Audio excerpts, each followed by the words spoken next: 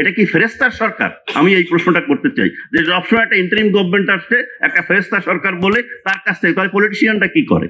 তো আমাদের unfortunate part হলো যে আরটিআই এবং মানবাধিকার কমিশনের যে আইন সেটা এই অর্ডিন্যান্সের ভিতর দিয়েই হয়েছিল এবং পরবর্তীকালে পার্লামেন্ট এটাকে গড়েছে। তো শাহিন আপা সেই দৃষ্টিভঙ্গি থেকেই বলছে এই অপরচুনিটি আমাদেরকে নিতে হবে। তো আমরা দেখছি পলিটিক্যাল গভর্নমেন্ট যত আইন করেছে পিপলস এর সপক্ষের আইন তো আমরা খুব একটা দেখি নাই, কন্ট্রোল আইনেই বেশি দেখেছি।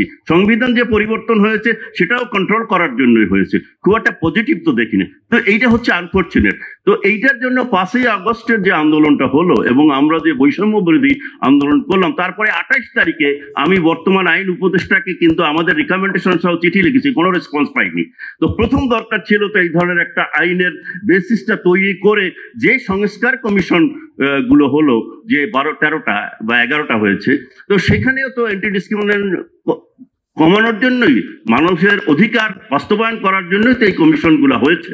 কিন্তু সেখানে তো বেসিক কথাটা হচ্ছে অ্যান্টি ডিসক্রিমিনেশন অ্যাক্ট যদি আমরা করতে পারতাম তার বেসিসেই কিন্তু এটা হতো। তো আমি সকলকে, আপনারা যারা এসেছেন তাদেরকে ধন্যবাদ জানাই যে আমাদের আন্দোলন এবং আন্দোলনের ব্যাপারটা যেটা বলে উপর থেকে চাপিয়ে কিন্তু এই আইনটা হচ্ছে না। আপনাদের সকলের দৃষ্টিভঙ্গির জন্য বলছি, প্রত্যেকটা আদিবাসীরা, তারপরে ট্রান্সজেন্ডার গ্রুপ, তারপরে দলিত গ্রুপ, তারা কিন্তু এলাকায় এলাকায় মিছিল করেছে গত 12 বছর ধরে এই আইন তারা চায়, কেন তাদের কোনো কার্যকর কমপ্লেইন মেকানিজম কিন্তু এখন অ্যাবসেন্ট আছে।